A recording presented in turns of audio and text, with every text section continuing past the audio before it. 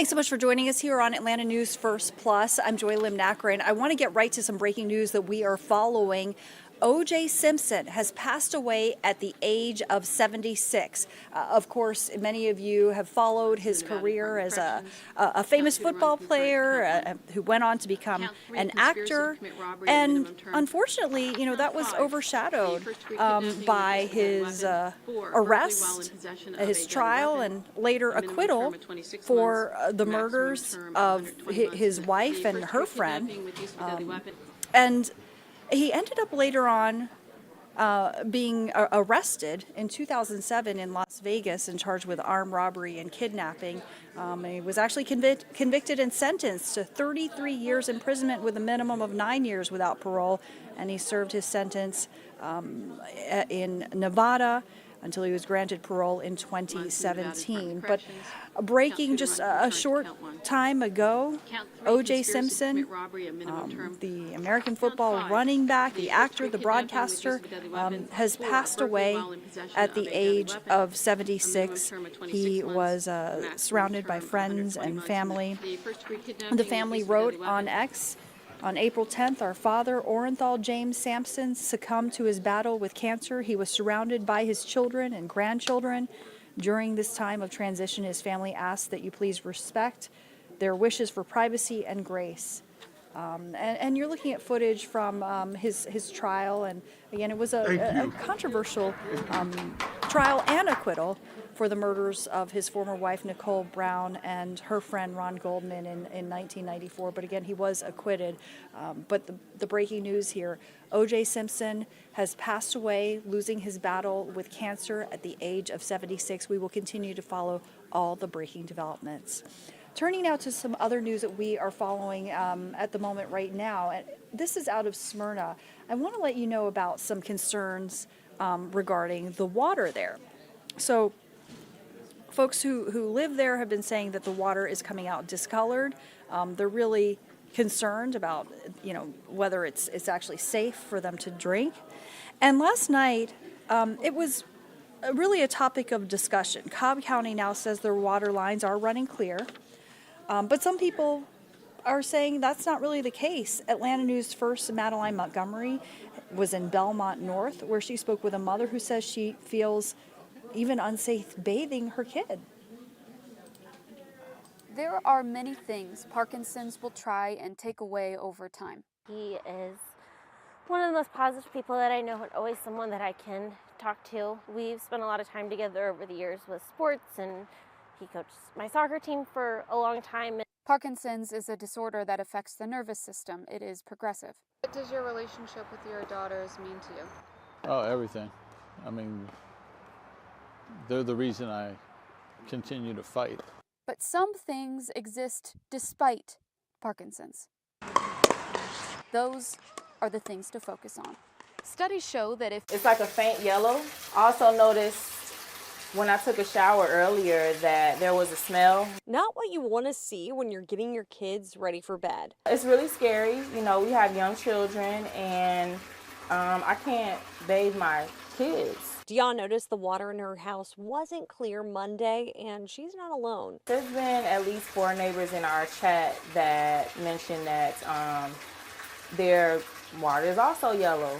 And this has been going on for quite a few days. We had several other residents of Belmont North and Smyrna approach us about the problem, saying it's a regular occurrence. So this is not the first time that this has happened. I've noticed this before. Here's one photo a neighbor shared. There's no reason that we should have color-tainted water. We reached out to Cobb County. They told us we have not received any calls recently.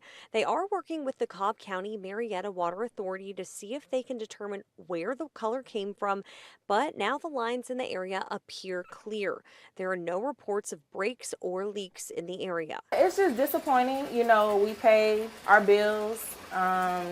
We pay to live here, and you expect to get what you pay for, and that's not what we're getting. Madeline Montgomery, Atlanta News First.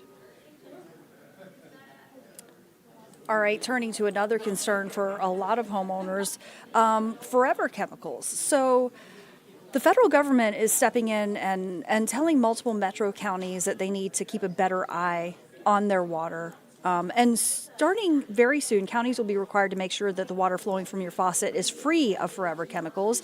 Atlanta News First Chelsea Beinfor is in Clayton County with that story. The first ever national drinking water standard for PFAS will make our water cleaner and safer and keep our people healthier. Wednesday morning, the Environmental Protection Agency announced new federal rules requiring all water utility companies to remove dangerous man-made chemicals from their water supplies. Everyone should be able to turn on the tap and know that the glass of water they fill is safe to drink and free of pollutants. According to the EPA, PFAS chemicals have been around since the 1940s and are often used to repel oil, water, and heat. Exposure to the forever chemicals can take thousands of years to break down. They've been linked to cancer and other illnesses, which is why the Biden-Harris administration wants to eliminate them from U.S. drinking water. It is frustrating for us because we're responsible for removing what we didn't even put into the water. Clayton County Water Authority CEO Horace Frank says the contamination often comes from industrial companies, but water companies are being forced to fix it. It's going to take a significant process to remove these. Franks estimates it could take $450 million and up to 5 years to bring Clayton County into compliance with the new federal standards, despite there only being a very, very small amount of PFAS detectable in their water supply. He notes that PFAS chemicals are also found in a lot of other places, like cosmetics and cookware, and he thinks the EPA should require new standards for other companies, too. I'd much rather our customers be safe and healthy, right? So I'd rather know than not know. So it's just a responsibility that we have, which is also quite costly for us, and it's also time. Chelsea Beinfor, Atlanta News First. Also, I want to let you know about a town hall for homeowners across Metro Atlanta because it comes after a major jump in property fraud, actually called deed theft. It's a really concerning phenomenon that's been happening. Investigative reporter Sierra Cummings reporting not only did it lead to last night's meeting, but also a new law as well. First of all, I want to tell you the inspiration behind the bill. You are a big part of it because your bulldog approach to reporting on this issue, you latched on and you never let go. That was very inspiring. Atlanta News First Investigations inspired Georgia State Representative Gabe Okoye to sponsor House Bill 1292. Its goal? End the troubling trend of deed theft. For nearly a year, we uncovered case my home was stolen from me after case, proving a minor loophole wreaks major havoc. This is not right. Our reporting found under Georgia law, no identification was required to file a deed on a home. In effect, you did not have to prove you own the property, meaning fraudsters were forging deeds, transferring titles, stealing houses right from under Metro Atlanta families. Those people that I've seen in your show, on your reporting, I don't even know if any of them ever recovered their homes yet. No. People like Eric Clark. We first met the father back in September 2023. Today, do you own your home again? Not yet. I'm still in court fighting. Not only was a fake deed filed on his home, according to police reports, but also a second mortgage taken out too. A loan he says he never paid because he never knew about it until it was too late. His home was foreclosed, and now the new owners make him pay rent on the property he once owned for 20 years. And how much is the rent? $2,409 a month. Eric's case helped inspire the new law. Under HB 1292, if convicted, fraudsters must pay all of Eric's attorney fees and damages. At least now it feels like the law might be on your side.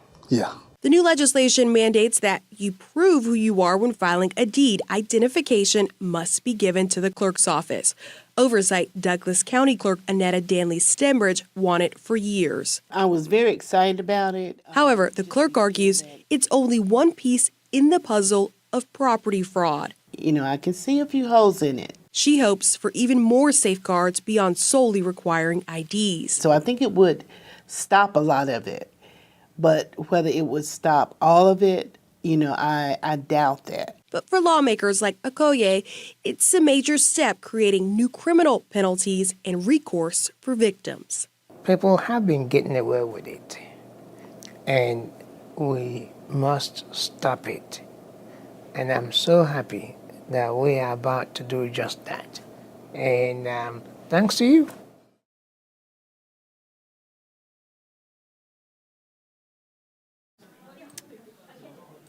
And thanks so much to Sierra Cummings for that report. Of course, if you haven't done so yet, please download our free Atlanta News First app, and you can get updates sent right to your phone. And again, we're going to keep following the latest on the death of O.J. Simpson, that breaking a short time ago. He has passed away at the age of 76. We're going to have full team coverage here on Atlanta News First and Atlanta News First Plus. Have a great day.